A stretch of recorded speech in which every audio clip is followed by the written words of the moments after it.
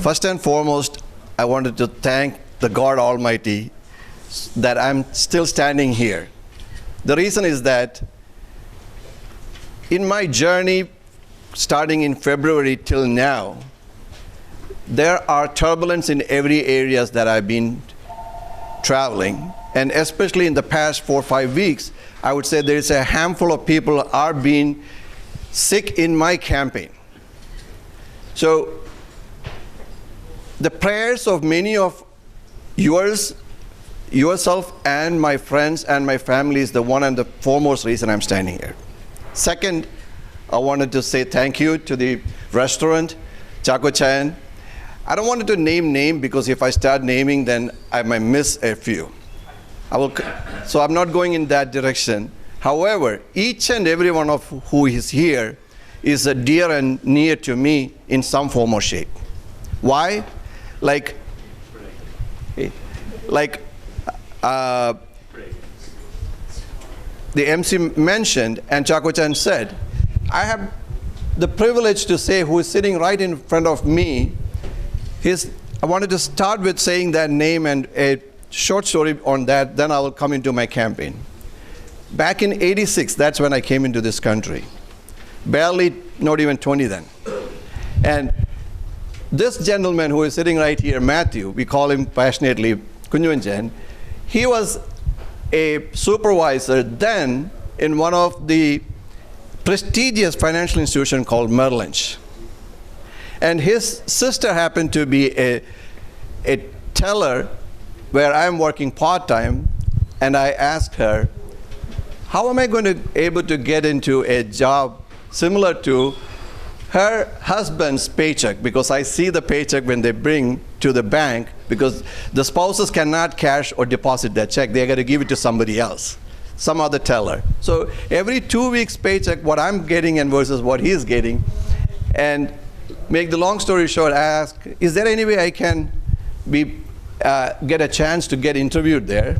And his sister said, like, yeah, he comes Sundays to our house, and at that time, if you knew Yonkers, that's where I started my life, South Broadway. That building is still there, and his sisters and family lives the building called Post Street, which is like a walking distance from there. And one Sunday, when he was visiting, his sister called me and said, Shibu, Kunjunja Mandatanda, why don't you just come and meet? Then I went there, and make the long story, he said, like, why don't you put together a resume? I said, what? That word was not even in my vocabulary then. He said, why don't you just put together a resume and give it to Sally? They make the long story short, he took my resume, bring it to Merrill Lynch, and the supervisor of him asked that, because even then and even now, nobody can put their date of birth on the application or on the resume. So he looked at my college days and all that and said, is he old enough to work in a firm like that? And he said, yeah, he is. So that's how I happened to start working back in 1980, late 86, early 87 at Merrill Lynch, one of the prestigious financial institutions, and I was there from 87 till 1993. And when Kunjunjan called me, and I was so happy to hear when I said, Shibu, I wanted to do something for you. And he put together, they talk each other, and that's why we all are here this evening. Now, let me get back to the campaigning. And I've been told that similar to the people who serve the religious calling, an honest and ethically sincere person to serve in any position is also as a calling. You have to take this as a calling, and if you started to get tainted, you better get out of it. Mm-hmm. You shouldn't be staying there. And that's what I've been telling in all my campaigning. I said, I'm not a politician. I'm a businessman and a family man, and I'm not intent to go there for any kind of a pension or any of those things. I kind of take care of myself, like Chakuchan said. Yes, in the past 31, 32 years, I was able to put myself and my family somewhat in a good position to carry me for the rest of my life. But why we had to be coming forward. The Indians came to this country back in the 60s and the late 60s and early 70s. This is the third generation that we are right in now. If you look across the spectrum, we excel in every areas of medical field, IT field, law field, you name it. And the per capita income of the Indians exceed every other ethnic community in the United States. Why? We are hardworking, we are law-abiding, we pay taxes, we are religious, we upbring our children within our community. There are probably 99.9% of our kids are in some form or shape successful. It's merely because of the hard work of the parents and the grandparents that they put. Now, are this going to be continuing in the years to come? That's the question that we all have to ask. We got to have our voice heard for the simple reason is that we are no more in this country as renters. We own this country. United States is our country. We own this country. In order to have the ownership, not just having a home is enough. We need to be owning it in every aspect, and the political aspect is one of the areas that we are lagging behind. My journey is to make sure that if someone wants to follow tomorrow how to get involved, yes, there was a person who run or walked the path. It's now no more a wild forest. If any one of you go for a trekking or a walking, you know that you still be in the woods, but there is a path. Somebody has already walked and created it. I didn't have that. I was walking in the darkness. Come almost 2 years back, I've been very much active in the Asian American Republican Committee, is the organization which is a Republican Asians group in Westchester. I'm very active with them for the past 25 plus years. And we support all the candidates every time when the election comes. And they've been keep asking to the Asian American Republican chairman that when is your candidate coming forward? When is one of you are going to come and take a position? And they started to ask a few people here and there, and they looked at me and say like, John, it's about time that you should come forward. I said, this was in 2022. I said, let me think about it. Because my daughter was just graduated, she was dating somebody, and I knew in the coming days she will be coming back and say that, hey, we are ready to move forward. When I was in India in January, he called me and said, you better come and see me because we are in the process of looking and interviewing the candidates for various positions. The New York State has 150 assembly seats. It's similar to our member of legislation in MLA in Kerala, back in India. So the district that I belong is the district, 90th district is 90% of city of Yonkers. City of Yonkers is the third largest city in New York, which has the second city after New York City having income tax. That's the one city in addition to the New York City having personal income tax. Why it has been still going on is for the various reasons that I've been talking about that in the past few months when I was talking. It was supposed to be sunsetting 2020. It didn't happen. We don't know when that's going to happen. Those are the issues that I am talking in our district. Primarily, if you knew or if you drive on the major Deegan Expressway going north, in Yonkers, there used to have a raceway which turned into a casino. That casino has been generating millions and millions of dollars in Yonkers using the resources of the city of Yonkers and supposed to be funding the school needs for the school in Yonkers. That's not been happening. My opponent is saying he's also an immigrant from Jordan. He's also a Christian, even though his name may sound a little bit different. He's been there for 6 years. Prior to that, he was the principal in the Yonkers School District, and he champions and says that he has done extraordinary from the New York State to the Yonkers, which regardless of who been there, those funds would have been there. Nothing out of the way he has done. Now, there are other issues that Yonkers need to be addressed. Primarily, each district has its own reason. I'm not going to go into that. Why we had to be getting behind when there is a Desi person running for a position, regardless of the party affiliation. Now that I know that we had one, actually two of them, one in the Senate and one in the Assembly, our own Kevin Thomas from the Senator, he is not seeking the term at this point. We're missing a voice as a fellow Malayali that we can pick up the phone and reach him. No more. He is not running as a senator anymore. The other person is a assembly person right here in Corona called, what's her name, Rajkumari? Yeah, I mean, Jennifer Rajkumari. And I knew her from different, in some other areas, but many of you know Kevin because he speaks our language. You can have, I don't know how many of you knew Jennifer Rajkumari, because that's totally different. So now that we have sunsetting Kevin, I've been telling everybody it's time to have one of us up in Albany, so that it's not just for the New York State.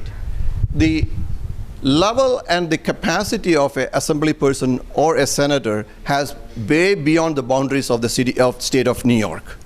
They have certain level of influence, how they can interact with different agencies, whether it's federal level or the state level, or even in other states also. So this is a 2-year term. I'm telling everybody that I'm not interested to be there more than 2 terms at the most. And the likelihood is that we had our first and only, they called a forum. It was a debate yesterday at this time. We started 6:30 yesterday. And pretty much, thank you. And pretty much my opponent got kind of like pissed off at the end that he has to get up and say that, said a few things. And many people who were there, they literally got offended the way he treated me. And I'm not a politician. I'm a layman, and he's been there 6 years. And when I said certain facts, he couldn't take it. Again, going back to the Yonkers, 74,000 voters are registered. Voters are in this District 90. Out of 74,000, registered Republicans are only 17,000. 34,000 plus is the registered Democrats. But Democrats are not at all going to be completely voting for my opponent this time because they're not that much happy. Also, I'm doing some kind of a calculation and saying that there is 600 to 700 Indian household which can have an average of 3 votes each. That could be around 1,800 to 1,900 votes from the Indian community. We're mobilizing every aspect, asking, I would say probably those who might have been a citizen for 30 or 35 years, they are voting for the first time for one of their fellow Malayali. That is the pride that we're having, especially when I talk in few churches the other day after they gave me an opportunity. I had a friend of mine, Arun, he's with me all the time, and people came and said, like, we need a voter registration form to register to vote, because somehow they got motivated to vote this time. So those votes are being casted along with the independent, and the wave is more towards the red wave. And I tell people, I really don't say that which other candidate you should vote on the bottom of the, on the top of the ticket, because that's your choice. Regardless of what could be the top ticket voting, pretty much the delegation of New York might be still going to the current vice president or could be whatever the vice president candidates, it will be receiving all those delegation from the New York. Unless there's some big magic could happen in the coming days. However, you should be voting on the ballot paper. My number is number 10, and majority of the registered Democrats will be voting for John Issac come. Not only November 5th, they start voting. The absentee ballot started last week, and the early voting starts this Saturday. So the change and the wave is started to be feeling everywhere. The Jordanian community is similar to Indian community. There is all kind of fractions are there. There are not Hindus. They have Christians, which is there are Catholics. There is Orthodox. There is Protestants. Also, there is the Muslim from Jordanian. Many of them are not that much happy for the simple reason is that he is for himself. My opponent, his name is Nader Sage. They all say that he is just for himself. He hasn't been for the community at any level, and he just go there and kind of like the Democrats is been electing, and there wasn't a real opponent put in front of him over the years. And I wasn't an opponent until I would say like 2 or 3 weeks before. Now, I will come back and answer any of your questions. I would just wanted to say that I'm so thankful to our Indian fellow brothers and sisters. 3 reasons. One, when I started my campaign, I've been going and reaching out to ask the money. Everybody that I asked donated. The Kerala Center did a fundraising for me right at the Kerala Center almost 4 months back. They did a good job. Similarly, the New York State implemented a matching fund program for the first time. This is another crazy kind of a plan that the Democrats put together. Let me explain why. Okay? And I took 100% benefit of it. I'll say why it is. If anybody within my district, the District 90, which is mostly Yonkers, if they make a donation between $5 to $250, New York State is matching your tax dollars 10 times. 10 times. Okay? None of the Republicans up in the Albany voted that. The Democrats voted to make sure that they wanted to make a level field for the candidates to be in this arena. So the maximum I could have received in the matching fund was $175,000, and I collected the entire $175,000 from the New York State in matching funds just because of people like you. And I'm being very thankful to my church members because they all contributed. That's where I started my donation, my campaign.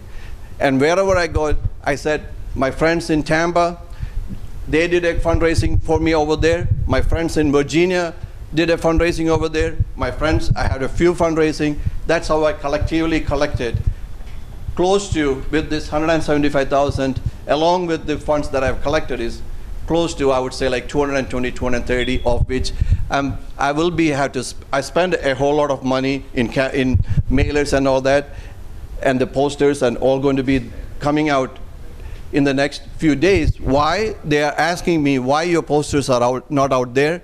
For the simple reason is that the posters the Democrats are putting out, none of the Republicans take any of the posters. But the posters what the Republican put outside, I don't know, for some reason they are snatching it out. So I don't want it to be my posters taken out. So coming this weekend onwards, they're going to see a blast of posters all over in 90th District because it is sitting in my garage to go out and to be out there. And they will see that, wow, what the F is this guy doing? Because you gave me the money, if I don't spend it, the state is going to take it back. So I'd rather be spending that.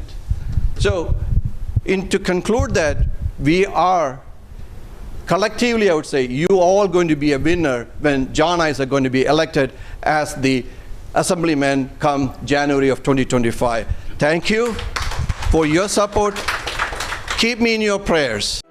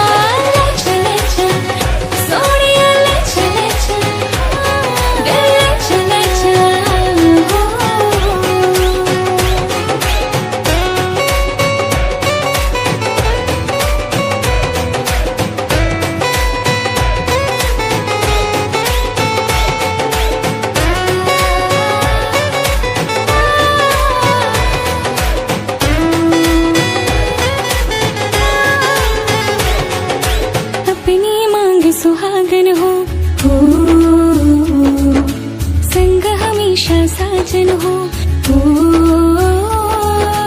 आके मेरी दुनिया में वापस ना जाना। सहरा बांध के माही तू मेरे घर आना।